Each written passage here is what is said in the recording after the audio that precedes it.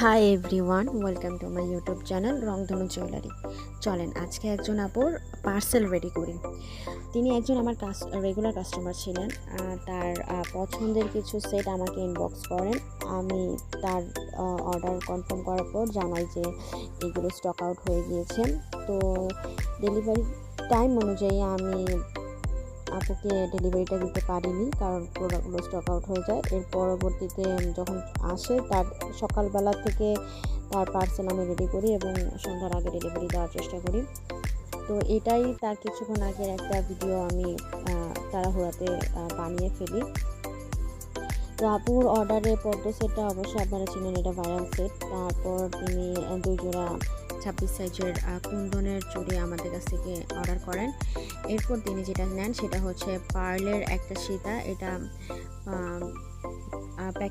আনপ্যাকেট করতে পারছি না, কারণ এটা অনেকটা ঝামেলার একটা সীতা। গুছিয়ে দেখানোর মতো সময় আমার হাতে ছিল না। এরপর তিনি আমাদের পেজের হাতে বানানো গহনাগুলো থেকে একটা কাস্টমাইজ করে নেন একটা সেট।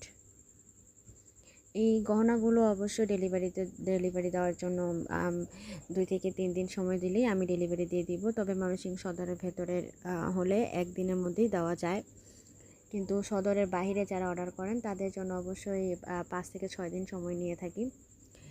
আপুর অর্ডারে ছিল একটা টিকলি এবং একটি নথ এবং এক জোড়া কানটানা। এটা সেটের মধ্যেই ছিল। তিনি এগুলো কাস্টমাইজ করে নেন। অনেক সুন্দর ছিল, ভিডিওতে বোঝা যাচ্ছে না হয়তো, কিন্তু বাস্তবে অনেক বেশি ইউনিক এবং আনকমন একটা ডিজাইন ছিল। এটা আমার প্রথম বানানো হয়। এর আগে এই ডিজাইনটা আর কোনো কাস্টমার আমার কাছ থেকে নেয়নি। এরপর আপু এটার সাথে ম্যাচিং করে একটা চোকার সেট নেন। এটাও অনেক রকমভাবে পরা যায়। আমি আপনাদের নেক্সট ভিডিওতে দেখানোর চেষ্টা করব যে একটা ডিজাইন দিয়ে আপনারা কতবার ব্যবহার করতে পারবেন। এরপর এটার সাথে আপু একটা সীতাও নেন, কিন্তু সীতাটা পরবর্তীতে আবার চেঞ্জ করে দেওয়া হয়েছে, কারণ সীতাটা আপুর পছন্দ হয়নি। আমি আপুকে আগে থেকে ছবি দিতে পারি নাই সময়ের অভাবে।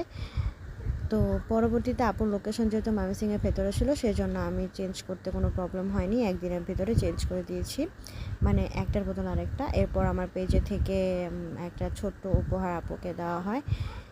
তো আজকের ভিডিওটা এই পর্যন্তই, আশা করি ভালো লাগবে। আল্লাহ হাফেজ।